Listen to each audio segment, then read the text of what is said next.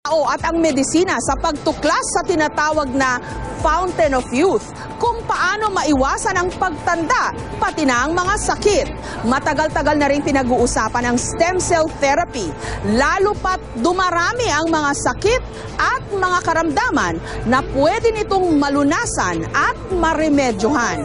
Kabilang na kung papaano huwag mapahalata sa mukha at pangangatawan ang edad ng tao.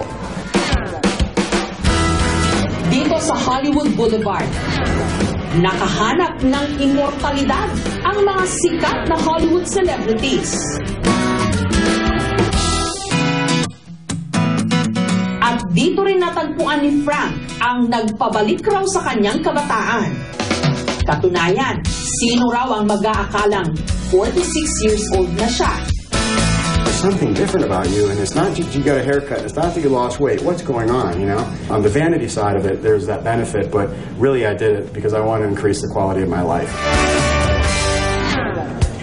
Salamat daw sa pinakabagong serbisyo ng stem cell technology, ang tinatawag na full body anti-aging infusion.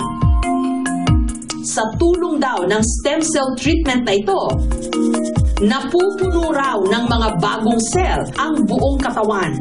Kaya mararamdaman daw na tila lumalakas at bumabata ang pangangatawan. We discovered that with the placement of stem cells in certain targeted regions, we can reverse the effects of aging. For example, when we have damage to our joints, if the damage is a certain type of damage, we can use stem cells to inject into those joints, and it actually replaces damaged tissue. It heals the tissue. Kabado raw sumalang sa mga medical procedure ang 40 anyos na Amerikanong si Phil, pero mas takot daw siyang maging sakitin. Bunga ng unti-unti niyang pagtanda. Nasa lahi rin daw nila ang pagkakaroon ng cancer. If I sit down in a certain position, I'll be stiff when I get up a little bit, or my back will be stiff sometimes, or I just don't have as much energy. Kaya buong tapang na raw siyang nagdesisyon na sumailalim sa full body anti-aging infusion. So a little pinch. Matapos turukan ng pampamanhid si Phil, You feel a little pressure maybe? Just a little bit of pressure. Okay. kinuhanan na siya ng bone marrow sa kanyang balakang. Devin is going to process the blood, the marrow, which has blood elements in it. It's going to separate the stem cells from the red cells and remaining white cells. Ang stem cell ang pinakapurong cell sa katawan ng tao na may kakayanang lumikha ng mga bagong cell. I'm holding these stem cells here in a syringe. I'm injecting right in. Makalipas ang halos kalahating oras, ang nakuhang stem cell itinurok na sa mukha ni Phil. Tinatayang halos 200 milyong bagong stem cells daw ang iikot ngayon sa kanyang buong katawan. Okay, a little pressure. The skin will become tighter and look much younger.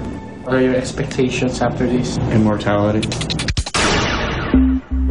Pinaniniwala ang kayang gamutin ng stem cell ang iba't ibang uri ng mga malalang sakit at nare-repair din daw nito ang mga nasirang body organ. Pero naging kontrobersyal ito nung unang ipinakilala sa publiko. Sa tinatawag kasing embryonic stem cell procedure, mamamatay ang embryo sa sinapupunan kapag kinuhanan ito ng stem cell para raw itong pagkitil sa buhay. Tinutulan ito ng mga pro-life group at ng simbahang Katoliko.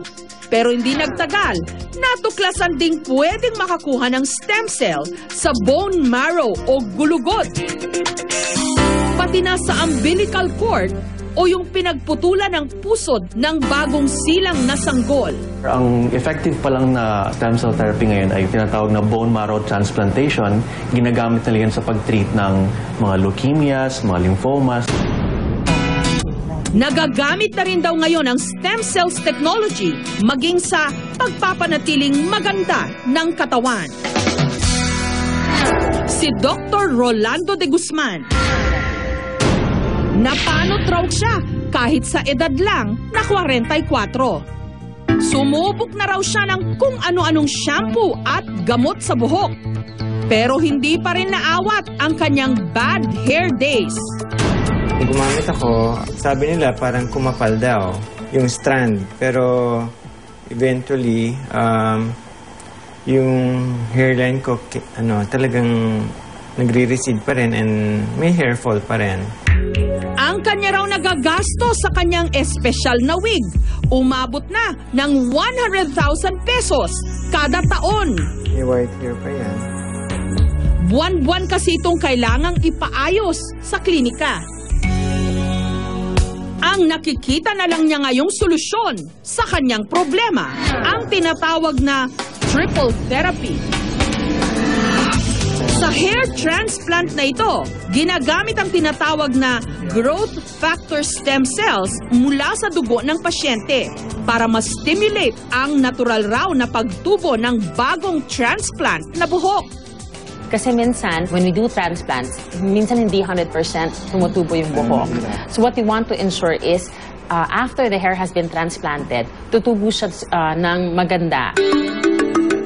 Kinuhanan muna siya ng dugo na ipoproseso sa isang special centrifuge machine sa loob ng 15 hanggang 20 minuto para makuha ang growth factor stem cells.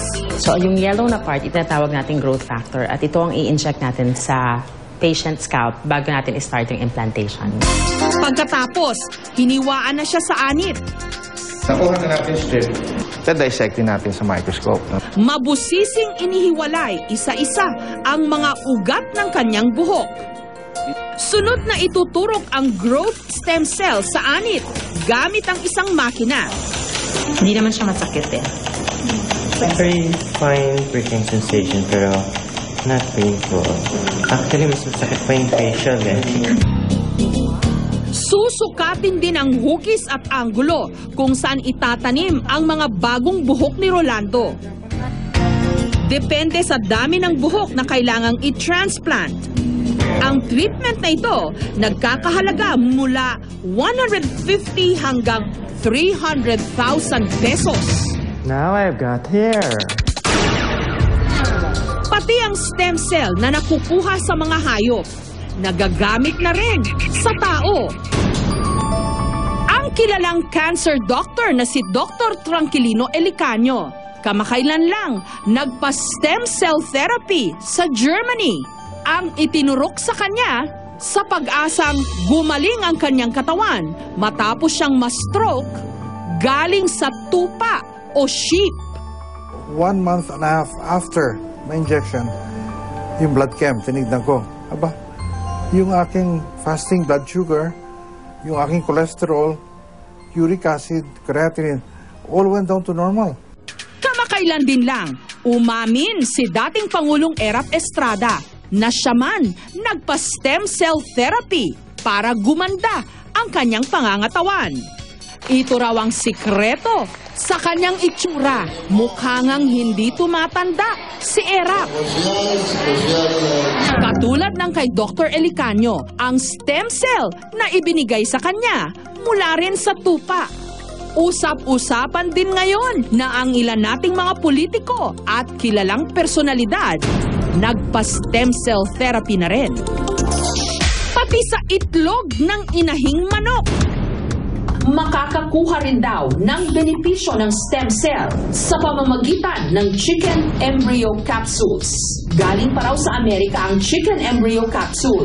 Naglalaman daw ito ng amino acids, mga minerals, at ng fibroblast growth factor, isang klase ng protina na nakakatulong raw para makabuo ng mga bagong stem cells.